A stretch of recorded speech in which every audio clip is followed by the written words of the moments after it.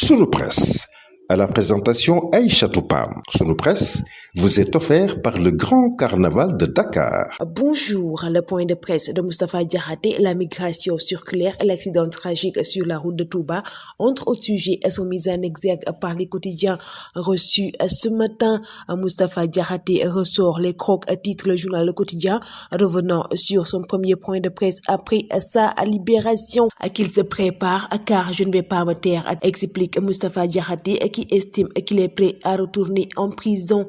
Personne n'a encore égalé Ousmane Sonko en termes de défiance, explique-t-il. Le journal Les Échos abonde dans ce même siège et met à sa une « Je ne me tairai jamais », revenant sur la déclaration de Moustapha Diakhaté qui défie encore le régime.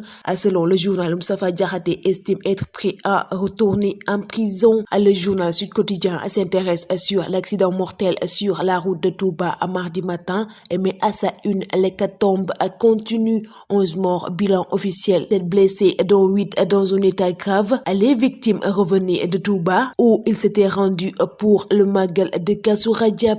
Un minibus percute un véhicule en panne, 12 morts et 8 blessés, nous renseigne le journal Vox Pop, revenant sur le minibus qui transportait les membres d'un daïra des Parcelles Assainies et qui revenait du Kazu Rajab quand il a embouti un car de transport de marchands en panne. Les premiers constats sur les causes de l'accident, le ministre des Transports relève l'excès de vitesse et la somnolence. Le journal Walf Quotidien revient sur la migration circulaire et met à sa une l'État persiste et signe, revenant sur Abbas Fall, ministre du Travail, qui estime que même si on nous propose 1000 emplois, nous l'accepterons. Le quotidien national Le Soleil traite de cette question dans ses colonnes et met à sa une le flux de candidats ne faiblit pas, revenant sur la deuxième journée des dépôts de candidature pour la migration circulaire vers l'Espagne. Selon le journal, rien que pour la journée de lundi, plus de 10 000 dossiers ont été déposés, dont 5 000 à Dakar.